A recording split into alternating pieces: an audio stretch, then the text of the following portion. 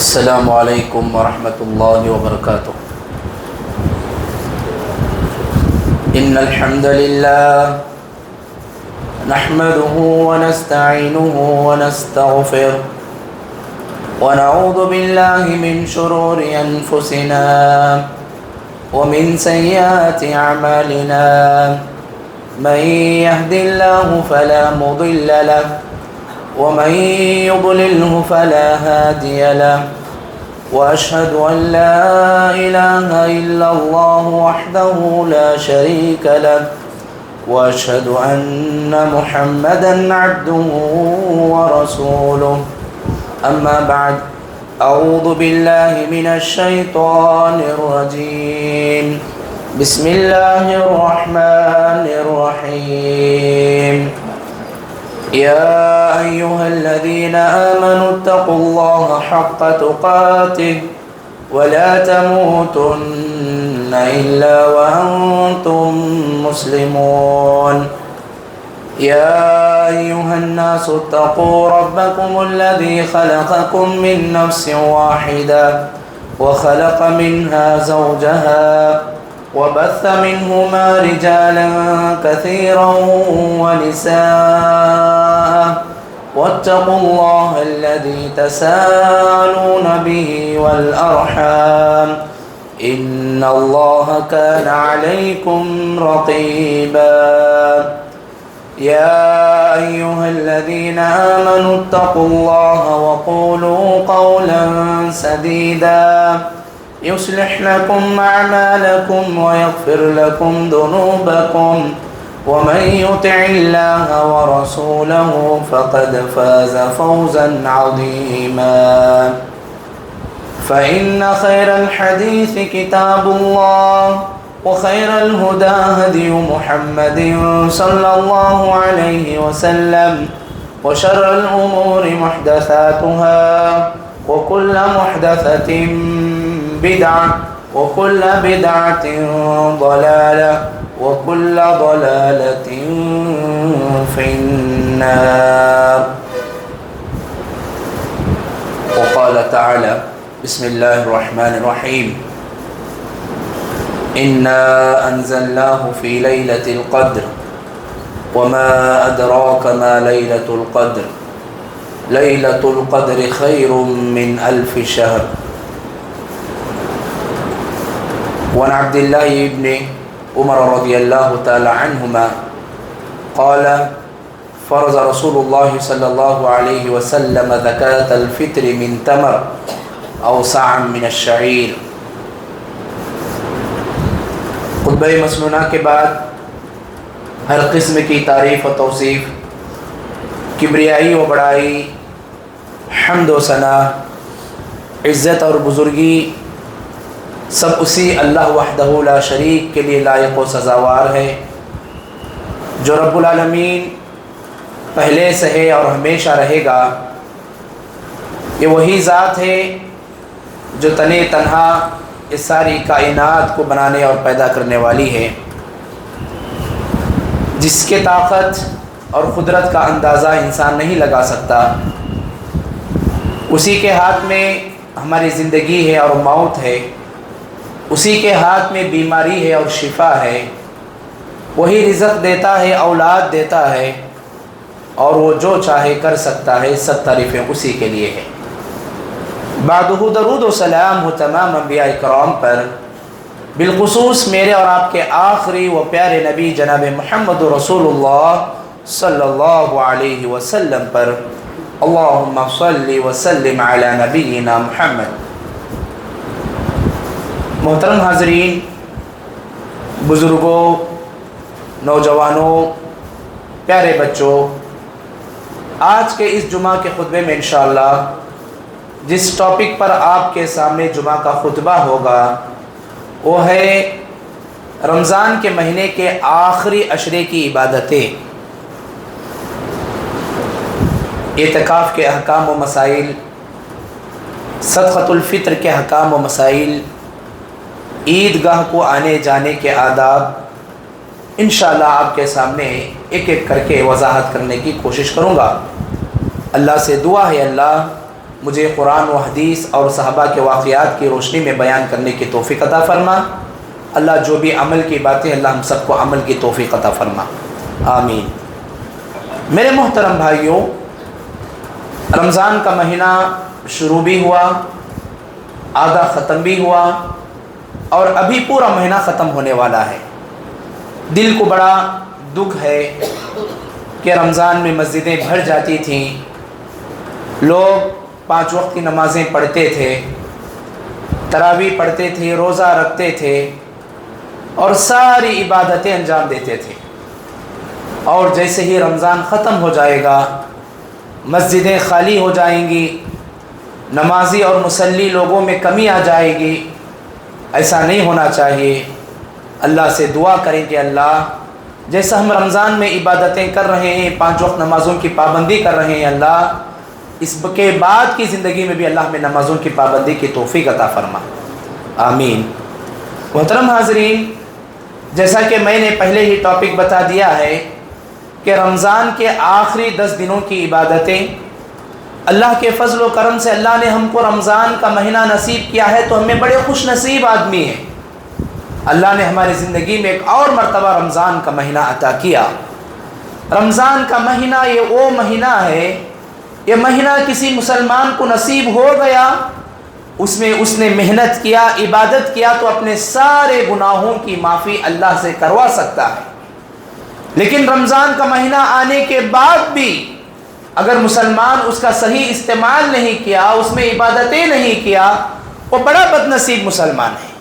اللہ کے نبی علیہ السلام نے اس کو بڑا بد نصیب بتایا ہے کہ رمضان کا مہینہ ملنے کے بعد بھی وہ نہ مسجد کو آتا ہے، نہ نمازیں پڑھتا ہے، نہ قیام کرتا ہے، نہ تراویح پڑھتا ہے، وہ بڑا بد نصیب مسلمان ہے۔ محترم حاضرین، رمضان کا مہینہ شروع ہو کر کے ایک تاخیرات بھی ہو چکی ہے آخری 10 دنوں کی، اور دوسری تاخیرات بھی ختم ہو گئی ہے۔ اب ہمارے پاس صرف اور صرف 3 تاخیراتیں بچے ہوئے ہیں۔ ایک، اس کے بعد آنے والی 25ویں تاخیرات، اس کے بعد 27 کی تاخیرات، اس کے بعد 29 کی تاخیرات۔ یاد رکھیں، اسلام کے اندر رمضان کی جہاں اہمیت ہے، اسی طریقے سے رمضان کے آخری 10 دنوں کی اہمیت بھی اور بڑھ کر کے ہے۔ اما عائشہ رضی اللہ تعالی عنہا میرے اور آپ کے نبی جناب محمد رسول اللہ صلی اللہ علیہ وسلم کے بارے میں بتاتی ہیں کہ اللہ کے نبی صلی اللہ علیہ وسلم رمضان کے 20 روزوں کے بعد جب آخر کے رمضان کے 10 روزے آتے، 10 دن آتے، اللہ کے نبی یہ 20 دن سے بھی زیادہ محنت کرتے، عبادت کرتے۔ اللہ کے نبی صلی اللہ علیہ وسلم یہ 10 دن میں خوب اللہ رب العالمین کو یاد کرتے، ذکر کرتے، قرآن کی تلاوت کرتے، بہت زیادہ عبادتیں کرتے۔ تو ہمیں بھی اس سے کیا معلوم ہوا کہ اب ہم رمضان کے آخر کے 10 دنوں میں داخل ہو چکے ہیں، 3 دن ہونے والے ہیں۔ اب ہمیں ضرورت ہے کہ ہم بچے ہوئے دنوں میں زیادہ سے زیادہ عبادت کریں، اللہ کو یاد کریں، اپنے گناہ کو یاد کریں، اللہ سے معافی مانگیں، اللہ رب العالمین کے دربار میں حاضر ہو کر کے گڑ گڑائیں، اللہ رب العالمین کے سامنے ہاتھوں کو اٹھا کر کے روئیں گناہوں کی معافی کے لیے، اور آگے کی زندگی کو صحیح رستے پر، قرآن و حدیث کے رستے پر، ہدایت کے رستے پر چلنے کے لیے اللہ سے دعائیں مانگیں۔ میرے محترم بھائیوں، آخر کے رمضان کے 10 دنوں میں سے ایک اہم عبادت تاخرات کی عبادت ہے۔ تاخرات یہ اردو لفظ ہے، اسے عربی میں لیلۃ القدر کہتے ہیں۔ اللہ تعالیٰ نے سورہ قدر کے اندر اس کی بڑی تفصیل کے ساتھ یہ رات کی کیا فضیلت ہے، کیا اہمیت ہے، اس کو بتایا ہے۔ تاخراتوں کی کیا اہمیت ہے، اسے معلوم کرنا چاہتے ہیں تو صرف اس سورہ کے نام کو دیکھو۔ اللہ نے تاخیرات کے نام سے ہی سورہ کا نام رکھ دیا، سبحان اللہ، سورۃ القدر۔ اللہ تعالیٰ نے اس سورہ میں کہا، انا انزلناہ فی لیلۃ القدر، بے شک ہم نے قرآن مجید کو لیلۃ القدر میں نازل کیا۔ وما ادراک ما لیلۃ القدر، اور تمہیں کیا معلوم کہ لیلۃ القدر کی تاخرات کی ویلیو، اس کی اہمیت، اس کی فضیلت اللہ کے پاس کتنی ہے۔ لیلۃ القدر خیر من الف شہر، وہ تاخرات میں جاگ کر کے عبادت کرنا، تراویح پڑھنا، اور انفرادی عبادت کرنا، بیانات کو سننا، آدمی اپنی طاقت بھر نفل نمازوں کو پڑھنا، قرآن کو پڑھنا، اگر موقع ملے تو صدقہ و خیرات کرنا، یہ اتنی فضیلت والا عمل ہے، اتنی فضیلت والا ثواب کا کام ہے، اللہ کہتے ہیں کہ 1000 مہینوں سے بہتر یہ عبادت ہے۔ سبحان اللہ۔ اس کی بعد کی آیتیں آپ دیکھیں، تنزل الملائکۃ والروح، وہی یہ رات ہے جس رات میں آسمانوں سے فرشتے زمین پہ آتے ہیں اور جبرائیل علیہ السلام بھی زمین پر آتے ہیں، جبکہ آپ کو معلوم ہے کہ جبرائیل علیہ السلام یہ وہ فرشتے ہیں جو سارے فرشتوں کے سردار ہیں، سارے فرشتوں کے بڑے ہیں۔ اللہ نے ان کو ایک ڈیوٹی دے رکھا تھا کہ جتنے بھی پیغمبروں کو اللہ نے دنیا میں بھیجا، اللہ تعالیٰ ان کے اوپر وحی نازل کرنے کی ذمہ داری حضرت جبرائیل کو دیے تھے۔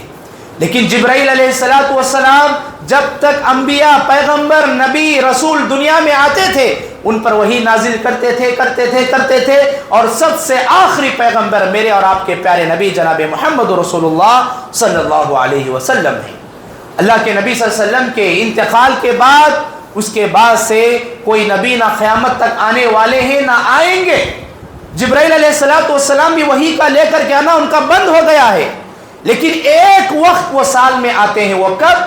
طاق راتوں میں، لیلۃ القدر میں، اور اس میں بھی کون سی رات ہوتی ہے یہ ہمیں اس کا علم نہیں ہے۔ ہمیں 5 راتیں بھی جاگنا ہے، اللہ کی عبادتیں کرنا ہے۔ اللہ کے نبی علیہ السلام نے حدیث میں کہا کہ رمضان کے آخر کے 10 دنوں میں 21، 23، 25، 27، 29 میں جاگو، اللہ کی عبادت کرو، اس کا بہت بڑا ثواب ہے، اور اسی میں کوئی ایک رات لیلۃ القدر کی ہوگی۔ یہ اللہ کے نبی صلی اللہ علیہ وسلم نے ہمیں حدیث میں بتا دیا ہے۔ تو ہمیں کیا کرنا چاہیے؟ 5 راتوں کو بھی جاگنا چاہیے۔ محترم حاضرین، یہ وہ رات ہے جس میں فرشتے آ رہے ہیں، حضرت جبرائیل علیہ السلام بھی نازل ہو رہے ہیں۔ پھر اس کے بعد اسی رات میں اللہ رب العالمین کے حکم سے تقدیروں کی بھی چینجنگ اور بدلاؤ ہوتا ہے، اور پورے سال کا اندازہ اسی رات کے اندر فرشتے اور جبرائیل علیہ السلام مل کر کے اللہ کے حکم سے کر دیتے ہیں۔ پھر اس کے بعد سلام ہی حتی مطلع الفجر، اور فجر کا وقت ہونے سے پہلے تک یہ تاخرات کا ٹائم ہوتا ہے، لیلۃ القدر کا ٹائم ہوتا ہے، اس میں آدمی کو اللہ کی عبادت کرنا چاہیے۔ محترم حاضرین، یہ تو صرف میرے بیان کا ایک حصہ ہے کہ آخر کی 10 راتوں میں سے ایک رات جو لیلۃ القدر کے آتے ہیں اس میں جاگنا ہے۔ اس میں صرف 27 میں رات کو جاگنا اور اسی دن عبادت کرنا، سمجھنا کہ یہی تاخرات ہے، اسی رات میں فرشتے جبرائیل آتے ہیں، قرآن نازل ہوا ہے، ایسا عقیدہ درست نہیں ہے، بلکہ 5 تاخراتوں میں بھی جاگنا چاہیے۔ اس کی علماء نے بہت ساری حکمتیں بتائی ہیں۔ اگر اللہ تعالیٰ کوئی ایک رات فکس کر دیتا یا نبی صلی اللہ علیہ وسلم کے ذریعے ہمیں بتا دیتا تو ہمارے مسلمان کیا کرتے؟ صرف اسی رات جاگتے، باقی کے دن پورے سو جاتے۔ ویسے تو ہمیں پورا زندگی سوتے تھے، اللہ کے لیے 5 راتیں نکال کو اگر ہم بیٹھیں گے، نمازیں پڑھیں گے تو سبحان اللہ کتنی بڑی فضیلت ہے۔ اسی لیے جاگنا چاہیے میرے بھائیوں۔ اور اس کے بعد ہم آگے بڑھیں گے۔ اسی 10 دنوں میں اللہ کے نبی صلی اللہ علیہ وسلم ایک اہم عبادت کرتے تھے، اس کا نام ہے اعتکاف۔ اس کا نام ہے اعتکاف۔ اعتکاف کا مطلب کیا ہے؟ اس کا لغوی معنی رکنا، ٹہرنا، کسی جگہ پر بیٹھنا، رکنا، قیام کرنا، وہاں پر رہنا، اس کو اعتکاف بولتے ہیں۔ اور اصطلاحی معنی شریعت میں اعتکاف کس کو کہتے ہیں؟ تو شرعی معنی یہ ہوتا ہے کہ ہم نیت کر کے رمضان کے آخر کے 10 دنوں میں سے یا 10 دن یا 5 دن یا 3 دن یا ہماری طاقت کے حساب سے 1 دن کم سے کم نبی صلی اللہ علیہ وسلم کی سنت پر عمل کرتے ہوئے ہمارے گھر کو، بیوی بچوں کو، بیپار کو چھوڑ کر کے مسجد میں بیٹھ جانا، اس کو اعتکاف بولتے ہیں۔ میرے بھائیوں، اعتکاف کی بڑی اہمیت ہے، اعتکاف کی بڑی اہمیت ہے۔ اما عائشہ رضی اللہ تعالی عنہا نبی صلی اللہ علیہ وسلم کے بارے میں بیان فرماتی ہیں، کان رسول اللہ صلی اللہ علیہ وسلم یعتکف فی کل رمضان، کہ अम्मा आयशा बयान फरमाती हैं कि नबी सल्लल्लाहु अलैहि वसल्लम रमज़ान के आखिर के 10 दिनों भी एतिकाफ में बैठ जाते थे। मस्जिद नबवी में अल्लाह के नबी सल्लल्लाहु अलैहि वसल्लम अपने लिए एक जगह खास कर लेते थे। इससे क्या मालूम हुआ कि हमारे नबी हर रमज़ान 10 दिन आखिर के एतिकाफ मस्जिद ही में गुजार देते थे। सहरी इफ्तारी घर से लाकर दिया जाता था और मस्जिद में ही अगर हमाम है, पेशाब खाना है तो उससे ज़रूरतों से फारिग हो जाते हैं, वज़ू खाना है तो वज़ू करके फिर आ जाते हैं और फिर आकर के एतिकाफ में बैठ करके अल्लाह की इबादत करना। ये नबी सल्लल्लाहु अलैहि वसल्लम की सुन्नत है मेरे भाइयों। आज हमारे मुसलमानों ने एतिकाफ को भुला दिया है। माशाअल्लाह बहुत सारे जगहों पर एतिकाफ को जागते भी हैं और इंशाअल्लाह उम्मीद है कि हमारे मस्जिद में भी लोग एतिकाफ में बैठे हों या बैठते होंगे इंशाअल्लाह। तो देखें एतिकाफ की बड़ी अहमियत है, एतिकाफ की बड़ी फजीलत है। वैसे तो हम पूरे दिन बीवी बच्चों में और हमारे दोस्तों में, कारोबार में, व्यापार में, दुकान में हम लोग लगा देते ही हैं हमारे पूरे दिन को, रात को, लेकिन अल्लाह के लिए हम कितना वक्त निकाल रहे हैं। और एतिकाफ में खास करके अगर आदमी मस्जिद में आकर के सिर्फ अल्लाह को याद करता हुआ बैठ जाए, अल्लाह रब्बुल आलमीन बड़े खुश हो जाते हैं। एक हदीस में प्यारे नबी सल्लल्लाहु अलैहि वसल्लम बयान फरमाते हैं कि जो कोई मुसलमान मस्जिद में आकर के अल्लाह रब्बुल आलमीन के लिए एतिकाफ में बैठता है और मस्जिद को आता है, अल्लाह रब्बुल आलमीन उसको देख करके अपने बंदे को इतना खुश हो जाते हैं कि सुभान अल्लाह, जैसा हमारा कोई आदमी, घर का आदमी अगर गम गया, उसने कभी महीनों के सालों के बाद मिला तो हमें कितना खुश हो जाती कि अल्लाह भी उतना खुश हो जाता अगर उसके बंदे मस्जिद को आते हैं तो सुभान अल्लाह। तो इससे भी क्या मालूम हुआ कि एतिकाफ ये बहुत बड़ी इबादत है। मेरे भाइयों याद रखें, अल्लाह ने कुरान मजीद के अंदर भी एतिकाफ का लफ्ज़ को इस्तेमाल किया है। जैसा कि अल्लाह रब्बुल आलमीन ने कहा आकिफून फिल मसाजिद, यहाँ पर जो आकिफून है इसका मतलब एतिकाफ में बैठे हुए लोग। और उसके बाद याद रखें एतिकाफ के लिए क्या करना है, तो उसके लिए कुछ आदाब हैं, कुछ शर्तें हैं। आइए इंशाल्लाह आपके सामने एक एक शर्त बताता चलूँ। सबसे पहले एतिकाफ में बैठने के लिए आदमी को नियत करना चाहिए। आदमी को नियत करना चाहिए कि मैं एतिकाफ में बैठूंगा। मस्जिद में 1 दिन, 2 दिन, 3 दिन, आपकी जितनी सहूलत है, कम से कम हर मुसलमान भी 1 दिन बैठने की कोशिश करे। उस दिन बैठ करके अल्लाह की खूब इबादत करे, नमाजें पढ़े, अल्लाह को याद करे, कुरान पढ़े। सुभान अल्लाह, उसकी बड़ी फजीलत है मेरे भाइयों। तो मालूम क्या हुआ कि हम एतिकाफ की पहले नियत करना है, या तो 10 दिन भी बैठ सकते हैं या आपको जितनी सहूलत है उतना आप मस्जिद में बैठ सकते हैं। ये पहली शर्त है। दूसरी शर्त क्या है एतिकाफ की? रमज़ान के आखिर के 10 दिनों में ही आप बैठ सकते हैं। रमज़ान के आखिर के 10 दिनों में ही आप बैठ सकते हैं। अब ये दिन ख़त्म हो गए तो फिर आदमी बैठना चाहे तो भी बैठ नहीं सकता, लेकिन कुछ मजबूरी की हालत या अगर कोई आदमी नज़र मान लिया, अल्लाह से मन्नत मान लिया, तो ऐसे मौके पर रमज़ान के अलावा भी आदमी बैठ सकता है।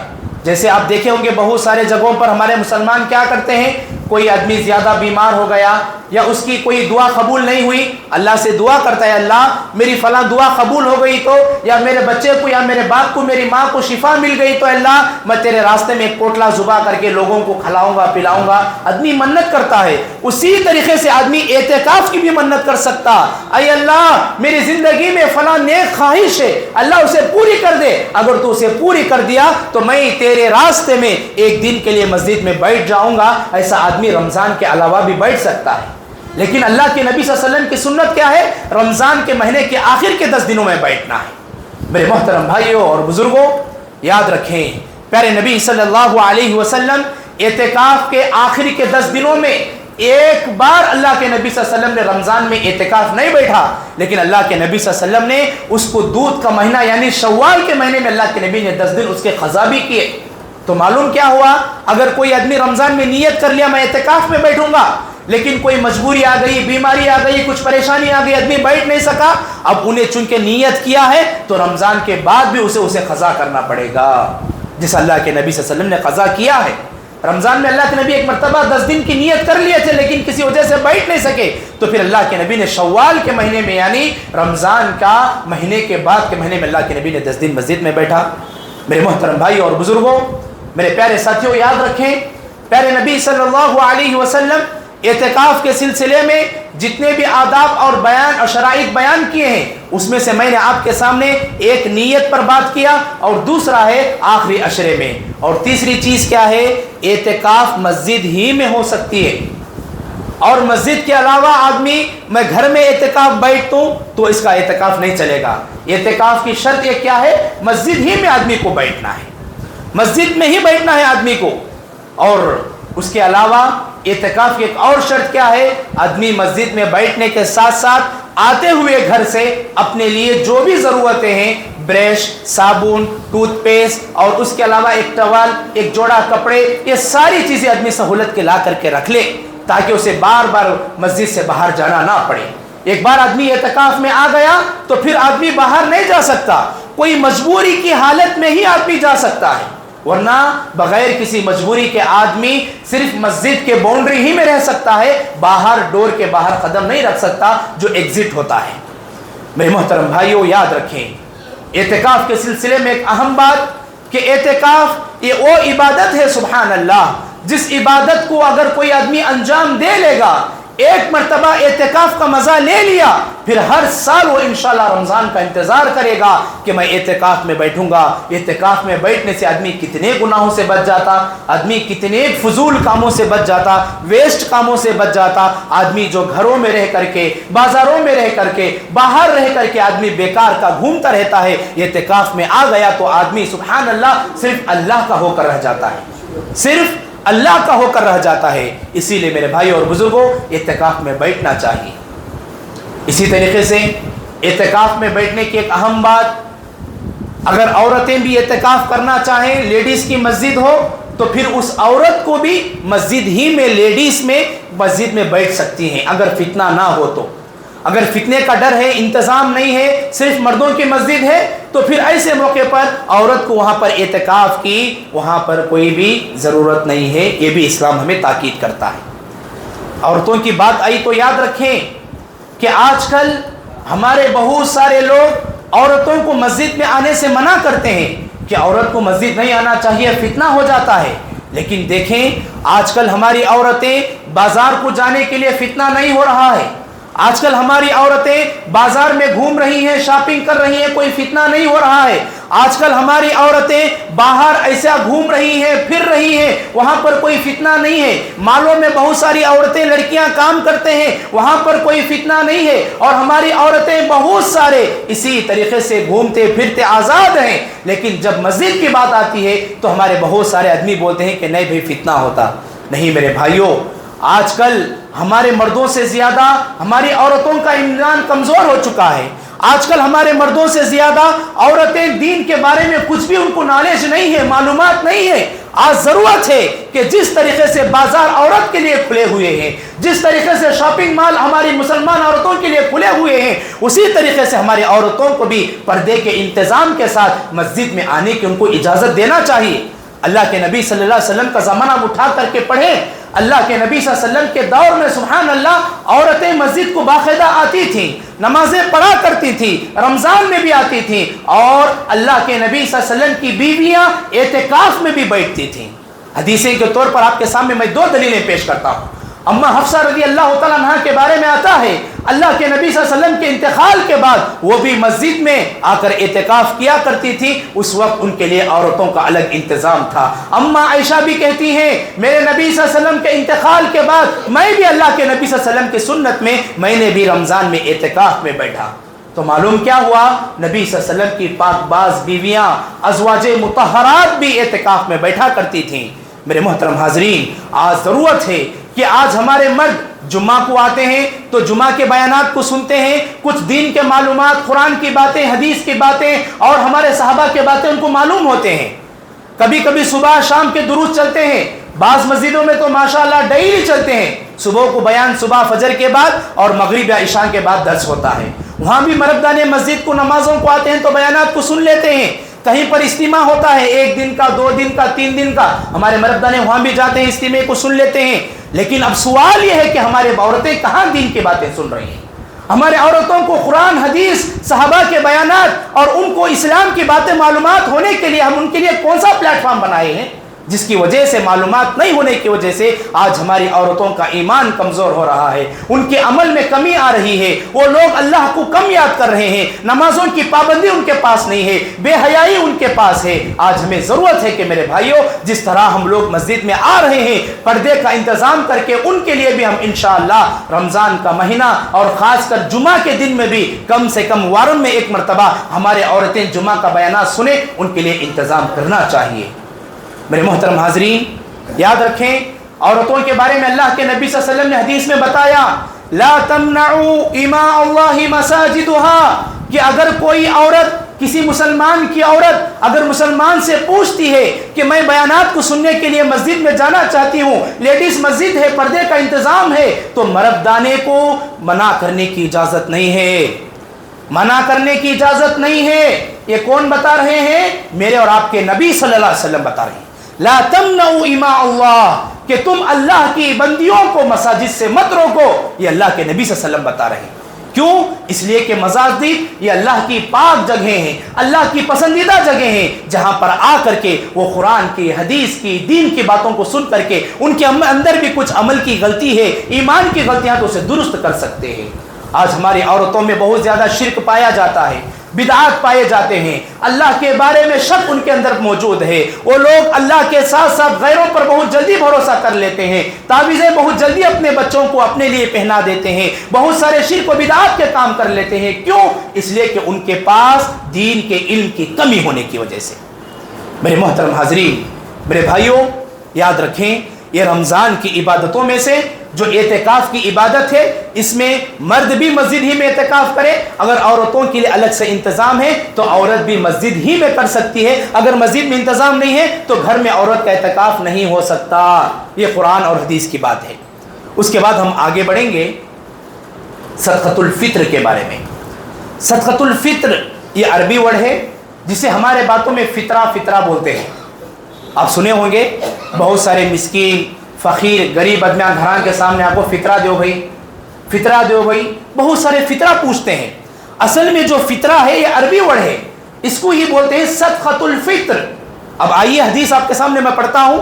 عبداللہ بن عمر رضی اللہ تعالی عنہما بیان فرماتے ہیں، فرض رسول اللہ صلی اللہ علیہ وسلم زکاة الفطر من تمر او صاع من شعیر۔ اللہ کے نبی صلی اللہ علیہ وسلم اس حدیث میں کہتے ہیں کہ ہر مسلمان کے لیے رمضان کے آخر کے 10 دنوں میں عیدگاہ کو جانے سے پہلے وہ کیا کرے؟ فطرہ ادا کر کے پھر عید کی نماز کو جائے۔ اس حدیث کے بارے میں 3 شروحات موجود ہیں۔ سب سے پہلی شرح کیا ہے؟ آدمی فطرہ کب نکالنا ہے، یہ اچھا سے یاد رکھو۔ بہت سارے آدمی کیا کرتے ہیں؟ رمضان شروع ہونے سے پہلے فطرہ دے ڈالتے ہیں۔ بہت سارے آدمی کیا کرتے ہیں؟ 1 2 3 رمضان کے روزے ہونے کے بعد فطرہ، کچھ لوگ 10 روزہ کے بعد فطرہ، کچھ لوگ 20 روزہ کے بعد فطرہ، اور کچھ لوگ رمضان ختم ہونے 2 3 دن ہے تو جب فطرہ دیتے ہیں۔ اب آئیے ہم معلوم کریں گے ہمارے نبی فطرہ کب نکالتے تھے۔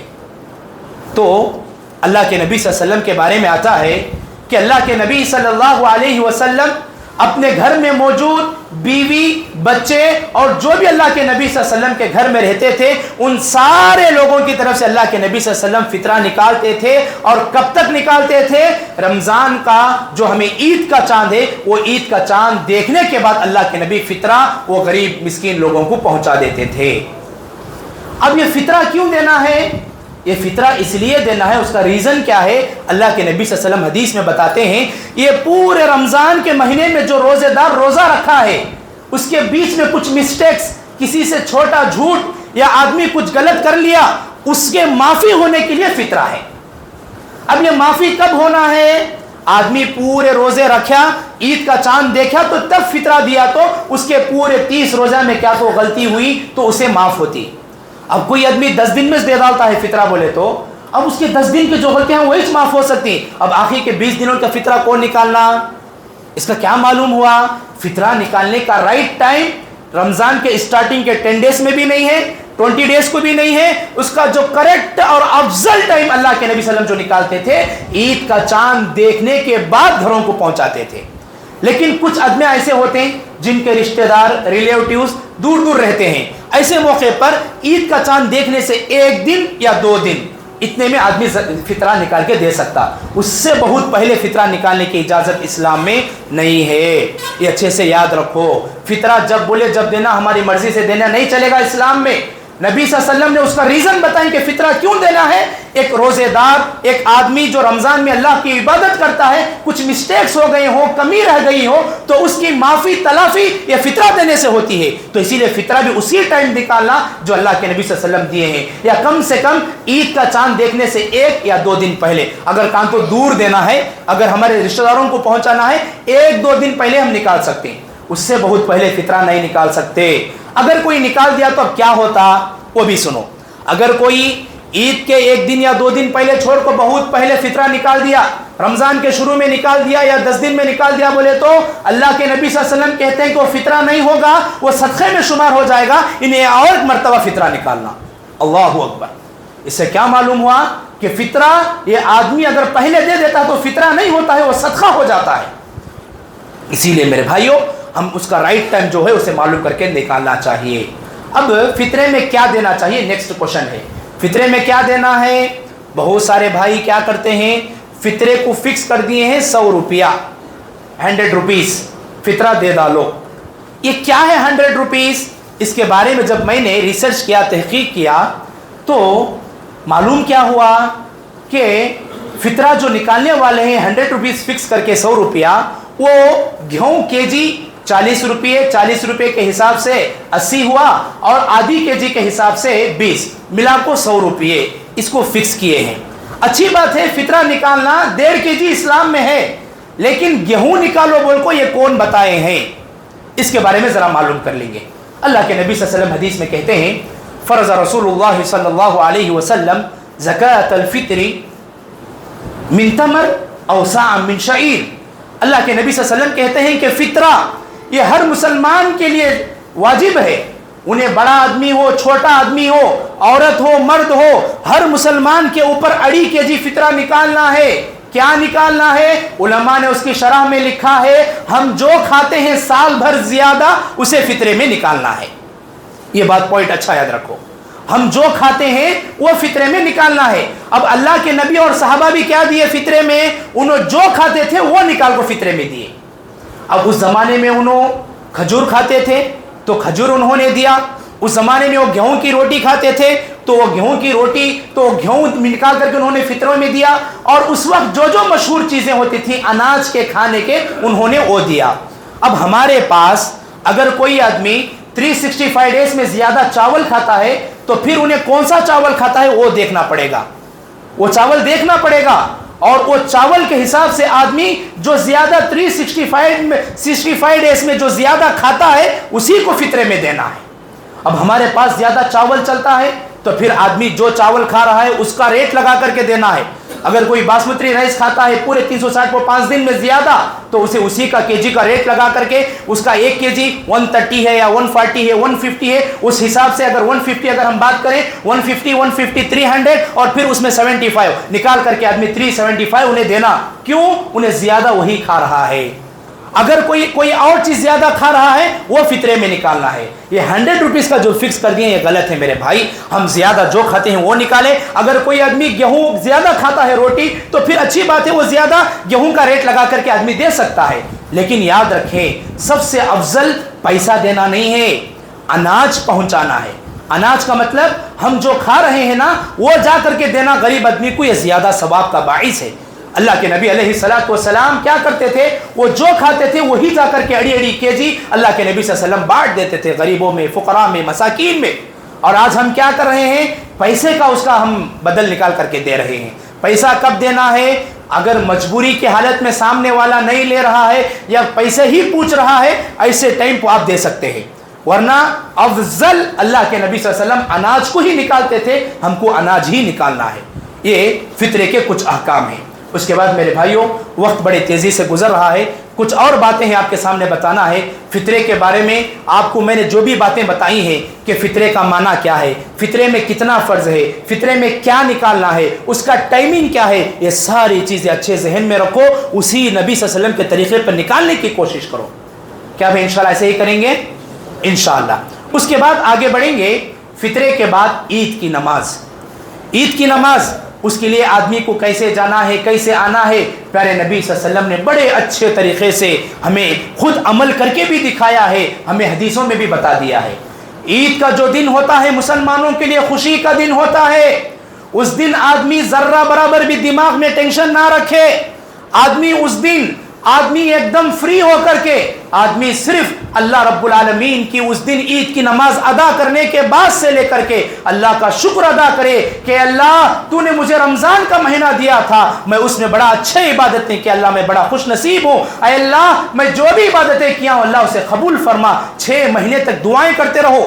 یہ ہمارے اسلاف کا طریقہ ہے کہ رمضان ہونے کے بعد 6 مہینے تک دعا کرتے تھے, اے اللہ ہمارے رمضان کی عبادتوں کو قبول فرما, ہمارے صدقات کو قبول فرما, ہماری نمازوں کو قبول فرما. یہ ساری دعائیں کرتے تھے. ہمیں بھی 6 مہینے یہ دعا کرنا ہے. پھر باقی کے ابھی رمضان آنے کے لیے جو 5 مہینے رہتے, وہ 5 مہینے میں کیا دعا کرنا, اے اللہ تو ہمیں رمضان کا مہینہ دوبارہ نصیب فرما. یہ دعا کرنا, یہ پہلی چیز.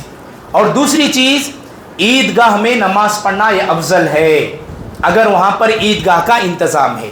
پیارے نبی صلی اللہ علیہ وسلم عید کی نماز میدان میں پڑھا کرتے تھے.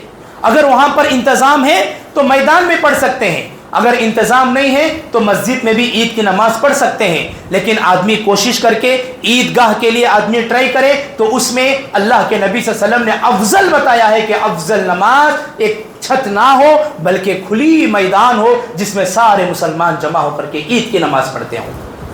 اگر وہاں پر ایسا انتظام نہیں ہے کسی مسجد کے پاس تو مسجد میں عید کی نماز پڑھ سکتے ہیں. اور دوسری چیز, عید کی نماز کے لیے کیا کرنا ہے. پیارے نبی صلی اللہ علیہ وسلم بقرعید کی نماز بڑا جلدی پڑھتے تھے, بہت جلدی پڑھتے تھے. کتنا جلدی, سورج جو نکلتا ہے نا, نکلنے کے 1 نیزے کے برابر ہی اللہ کے نبی صلی اللہ علیہ وسلم فوراً عیدگاہ کو چلے جاتے تھے اور فوراً بقرعید کی نماز کو اللہ کے نبی کھڑے ہو جاتے تھے. لیکن گھر سے جاتے ہوئے اللہ کے نبی کچھ بھی نہیں کھاتے تھے بقرعید کی عید کی نماز میں, بلکہ سیدھے عیدگاہ کو چلے جاتے تھے, جلدی فوراً نماز پڑھ کے آتے تھے, جانوروں کو ذبح کر کے اسی کا گوشت بھون کر کے پکا کر کے اللہ کے نبی کھاتے تھے. لیکن اب چلتی سو بقرعید نہیں نا, یہ عید الفطر ہے. عید الفطر میں اللہ کے نبی کی سنت کیا ہے. عید الفطر میں اللہ کے نبی کی سنت یہ ہے فجر سے پہلے اٹھ جانا, پانی نہا لینا, تیار ہو جانا اور گھر سے نکلتے ہوئے آدمی 1 کھجور یا 2 کھجور کھا کے نکلنا. کیوں؟ اللہ کے نبی صلی اللہ علیہ وسلم عید الفطر کی نماز کو کھجور یا کوئی میٹھی چیز کھا کر کے نکلتے تھے. کھا کر کے نکلنا. اور کیسا نکلنا, آدمی اپنے لیے اس دن اپنے جسم پر, باڈی پر نیا کپڑا پہنے. اللہ کے نبی علیہ السلام کہتے ہیں اگر اللہ نے طاقت دی ہے تو نیا کپڑا ہی پہنے. بہت سارے مرداں کیا کرتی, اپنی بیوی کو, بچوں کو, پیرنٹس کو, ماں باپ کو نئے کپڑے دلاتی. اس کے پاس میرا چلتا لے کوسا ایک پرانا کپڑا نہیں. اللہ نے طاقت دیا ہے تو نیا خریدو, بیوی بچوں کو بھی شاپنگ کراؤ, تمہیں بھی کرو, اور عید کے لیے نیا کپڑا پہنو. ہم اس لیے کہ ہمارے عید کا دن ہے, خوشی کا دن ہے. یہ اللہ کے نبی صلی اللہ علیہ وسلم کی سنت ہے. پھر اس کے بعد عید کی نماز ہم جب کھا کر کے کھجور آتے ہیں تو مسجد کو آنے کے بعد اللہ کے نبی علیہ السلام فجر کی نماز پڑھ لینے کے بعد سارے لوگ مسجد میں جمع ہو جاتے تھے, تکبیرات کو بلند کرتے ہوئے عیدگاہ کو جاتے تھے. اور عیدگاہ کو جانے کے بعد 2 نیزے کے برابر سورج طلوع ہوتا تھا تو اللہ کے نبی صلی اللہ علیہ وسلم فوراً عید الفطر کی نماز کے لیے کھڑے ہو جاتے تھے. یعنی اشراق کا جو ٹائمنگ ہے ابھی تو میرے انداز سے 6:40 یا 6:45 ہے. اللہ کے نبی صلی اللہ علیہ وسلم عید الفطر کی نماز بقرعید سے تھوڑا لیٹ پڑھتے تھے, ایک 5-10 منٹس. کیوں؟ اس لیے کہ اب ہمیں کوئی جانور کو کاٹنا نہیں ہے, اس میں ہم لوگ اللہ کی عبادت کیے ہیں, تو اسی لیے اللہ کے نبی بقرعید کی نماز بہت جلدی پڑھتے تھے, عید الفطر کی نماز تھوڑا 5-10 منٹس لیٹ کرتے تھے. لیکن کتنا, اشراق کی نماز ہو گئے سو ایک 10-15 منٹس کے بعد پڑھ لیتے تھے. اگر آج کے حساب سے ہم بات کریں, اب جو ٹائمنگ چل رہا ہے اشراق کا, تو 6:40 یا 6:45 یا 7 کو بھی ٹائم رکھنے عید کی نماز کا بڑا بہترین اور زیادہ ثواب ہے. اللہ کے نبی علیہ الصلوۃ والسلام نے حدیث میں بتائے ہیں کہ اول وقت میں نماز پڑھنے کا بہت زیادہ ثواب ہے، تو اسی لیے آدمی کو جلدی کرنا چاہیے۔ لیکن ہمارے مسلمان کیا کرتے ہیں، 8 بجے 9 بجے 10 بجے جاتے ہیں پڑھنے کے لیے۔ یہ اچھا ٹائم نہیں ہے۔ سارے مسلمان مل کر کے اسے ایک ٹائم بنا کر کے نبی صلی اللہ علیہ وسلم کے طریقے پر عمل کر کے جلدی پڑھنے کی کوشش کرنا چاہیے۔ جلدی پڑھنا یہ نبی صلی اللہ علیہ وسلم کی سنت ہے۔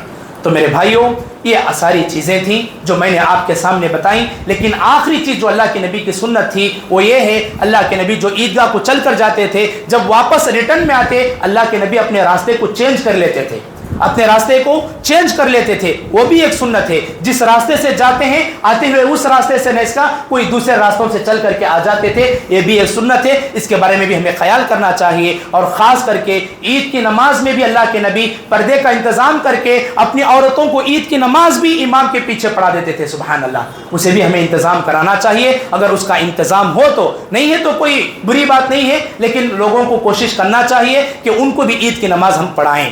پھر اس کے بعد امام کا اور اسی طریقے سے حافظ صاحب کا اور ہمارے مسجد کے خدمت کرنے والوں کا حق ہوتا ہے، ہم ان کا بھی خیال کرتے ہوئے ان کے لیے بھی کچھ نہ کچھ ہدیے تحائف دینے چاہیے، اس لیے کہ یہ لوگ مسجد کی خدمت کرنے والے ہیں۔ ایسے لوگوں کو دینے سے بھی اللہ تعالیٰ ہمیں بھی عطا کرتا ہے۔ اسی لیے اللہ تعالیٰ نے قرآن میں کہا تعاونوا علی البر والتقوی، نیک کاموں میں ایک دوسرے کو ہیلپ کرو، مدد کرو، ولا تعاونوا علی الاثم والعدوان، برے اور گنہ کاموں میں ایک دوسرے کی ہیلپ مت کرو، یہ اللہ نے منع کیا ہے۔ تو یہ لوگ اچھے لوگ ہوتے ہیں جن کے ہمیں مدد بھی کرنا چاہیے۔ آخر میں اللہ سے دعا ہے، اے اللہ یہ رمضان کا مہینہ، اس کے آخر کے 10 دنوں میں سے تاخراتیں چل رہے ہیں، اللہ ہمیں آخر کے 10 دنوں کو خوب زیادہ سے زیادہ محنت کر کے عبادت کرنے کی توفیق عطا فرما۔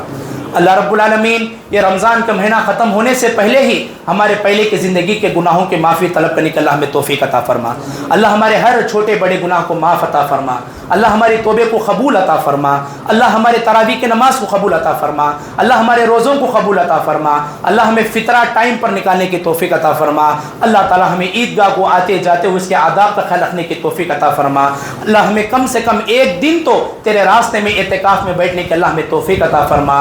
اللہ رب العالمین ہمارے کمائیوں میں برکت عطا فرما۔ اللہ ہماری زندگیوں میں سکون عطا فرما۔ اللہ رب العالمین ہم تمام مسلمانوں کو مل جل کر کے محبت کے ساتھ جینے کی توفیق عطا فرما۔